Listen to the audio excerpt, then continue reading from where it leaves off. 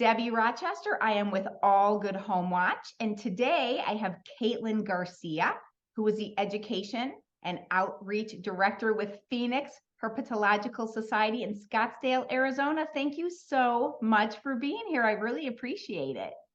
Hey, thank you for having me. I always love talking about reptiles, so I'm glad to be here. Yeah, wonderful, wonderful. All right, so we're just going to jump into it, Katelyn. So I have a couple questions for you, and of course, you can always add. But my main reason for bringing you on, and again, I appreciate your time, is that as a home watch during the off season or even during the year, I see a lot of homeowners come across snakes or other animals that you probably know a lot about. So I wanted to just kind of share some information with them so that they can learn about the animals here in Arizona. So my first question is just to get to know you a little bit better. How did you get involved in the Phoenix Herpetological Society? So I started about 7 years ago as a volunteer. I was in charge of all the lizards on the property.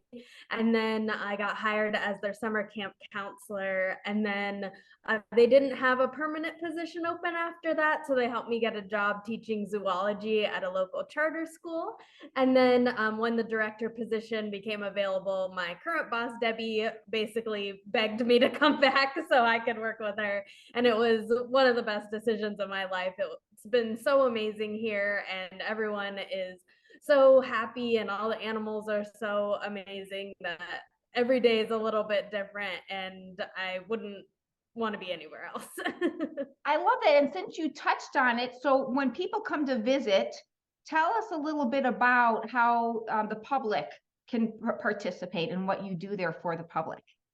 Sure. So ever since I was a volunteer, I have been teaching the public, whether it's a tour here at the sanctuary or an offsite event. So we do tours basically about every day at the facility. We have our public tours, and then there's also the option of a private tour or birthday parties or things like that. And then we go offsite to schools and teach at, elementary schools, middle schools, but we also do big events at like the Odyssey Aquarium and other places to just, promote how cool reptiles are and how important they are to our environment. I love that. I love that.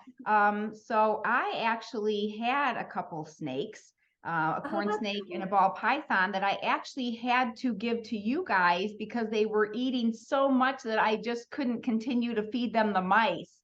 And I've Yeah. had pet rats. So I just couldn't feed them a rat. So that was a little hard for me. So that's something else. If people do have pets that maybe they can't even take care of anymore, like snakes, they can give them to you Mhm. as well. Mhm, Wonderful, mhm. wonderful. Yep. All right. Do you have a favorite animal, Katelyn? I have so many favorites, maybe one in each category, but one of the ones that I've bonded here the most with is our otter, Mr. Chow. He's very personable, and he is like, a little child to me. He's always wanting attention from a select few of us, and I'm honored to be one of those people. But I'm a very big lizard person, so I love Gila monsters, and we don't have any but Komodo dragons. One day we'll have one of those. It'll be so exciting. I love that. I love that. All right. So, what are some frequently asked questions that you get from homeowners? So, regarding snakes, we get a lot of questions, especially myths about them. So, we are the largest reptile sanctuary in the US. So, we teach a lot about reptiles and specifically rattlesnakes in Arizona. And some of the biggest questions that we get are, you know, are the rattlesnakes going to come after me? And the answer is no. They don't really want anything to do with humans. They want to eat, like you said, their rodent-sized prey items, and it takes them a while to recoup their venom. So it's definitely not in their agenda to come after people, but they can bite, if they get scared. And another one is, well, if the rattlesnakes are here, why should we keep them, around if they're, so dangerous? But they actually don't really result in people dying a lot. It's very common for the areas that have rattlesnakes for the hospitals to carry anti-venom, and barely anybody dies from rattlesnake bites. So that's probably the two biggest questions that we Interesting. I learned so much about the rattlesnake. So you had mentioned that the venom, if they bite an animal and then they release some of their venom, so if they bit another animal or a person after that, would they still have venom?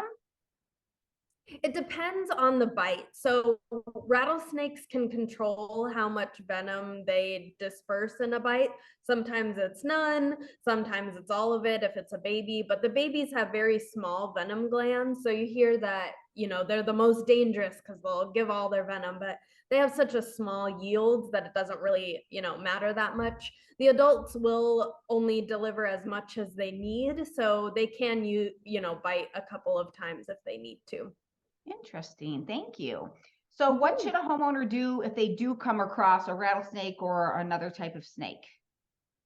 Sure. So there are a few different companies that will relocate snakes. We're one of them. So we have a hotline you can call.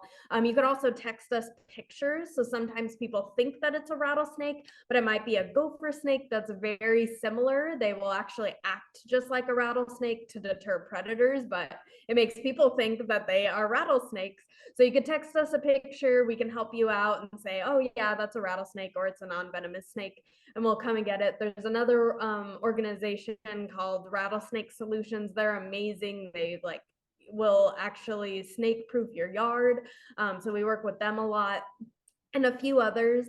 Some people have the instinct to call like 911 or the fire department, but even though we train a lot of the fire departments, sometimes the training doesn't always get to who comes to you.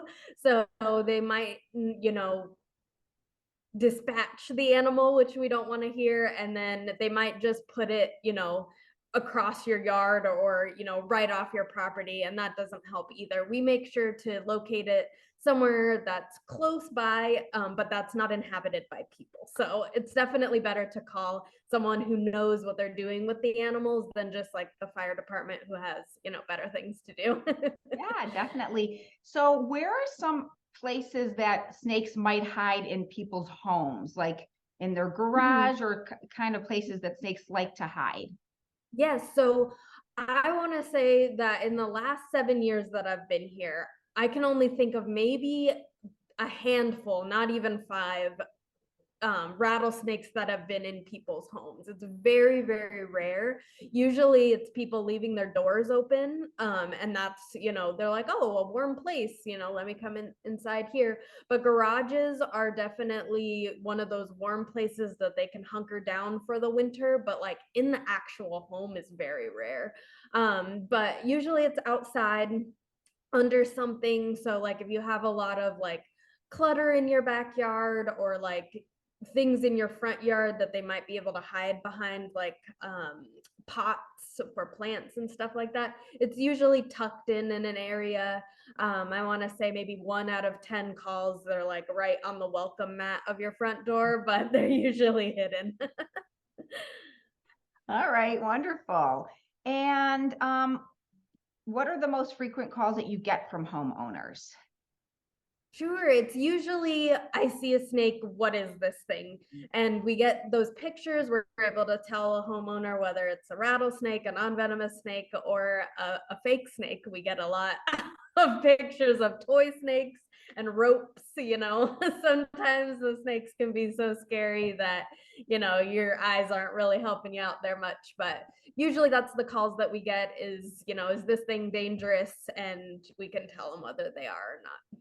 So in regard to the photo, because if it is a dangerous snake, I just want to put it out there, don't get too close just to take a picture. But you could take a picture from far away and then send it to you, as long as someone's in a safe distance from it.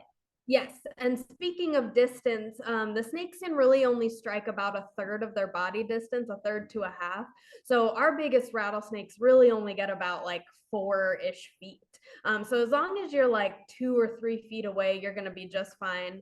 And they don't like to move around a whole lot. So they're most likely going to just like stay plopped wherever they are. So as long as you're, 4-ish feet away, you'll be just fine. And we can identify a snake from any part of its body, pattern wise. So you don't need a shot of the face or anything like that. And if you see one snake, does that mean there might be another one around? Like, do they travel in pairs or anything like that? No, not usually. When it's baby season, sometimes, you know, that can be, especially if it's a little baby rattlesnake, because not a lot of people know, but rattlesnakes give live birth. They don't lay any eggs. So when the babies come out of their mom, they're ready to go. So sometimes if it's a tiny little baby that's all curled up, we might take a look around to make sure there's no other babies in the area, but that's pretty rare to see. In the last 7 years, I've only had one call where I had a bunch of baby rattlesnakes. Oh, that's very interesting. So you had mentioned who they should call when they see a snake. So at the end, I will share the information that you shared earlier. Like, I'll put the phone number so that people can reach out, they can text. All right, Katelyn, is there anything else that you'd like to share that we haven't covered? There's a couple things. We do a really cool class here. It's a rattlesnake relocation class. So it's $100 and it's 3 hours. So you learn about all the different types of reptiles in Arizona, how to identify the non-venomous snakes from the venomous snakes. And then you actually get to go outside and you use a bucket and tongs, just like we use on our calls, and you relocate the non-venomous snake first, and then you do try with a rattlesnake. And it's a very good class because then you get to know how these animals act. And a lot of people that are deathly afraid of these animals come to this class, and then they feel so much better because they know what they're up against, and what they're up against is a snake that's laying there usually. So it's not as scary as, you know, the unknown. So definitely look into that class if that's something that will help you out while you're living here. And then the other thing is, you know, people want to get these animals relocated, but removing an animal from its area leaves room for another animal to come in. There's always going to be something that animal's there for, whether it's food, water, shelter, any of those things. So if you get rid of one of the non-venomous snakes, that leaves room for maybe a rattlesnake to move in. So whenever it's a non-venomous snake, we usually try to say, leave this here because it's better to have this gopher snake or this king snake than maybe a rattlesnake if you know, have kids or are worried about the rattlesnakes being there. But they both play their role in the environment, and they're both really awesome to have around. So hopefully you come out and check them out here at the sanctuary, but we're always here for any questions you have as well. I love that. I love that. So what is the age for the class that you had mentioned? Is there a minimum? Is there a maximum? Just 18 and up. Oh, okay. Okay. So it's for an adult class. Wonderful. Well, Katelyn, thank you so much for your time. I have learned so much and I've really enjoyed having you. Oh, I'm so glad. Anytime you have any questions, just let me know. My email is always open. Wonderful. Thank you so much. Thank you.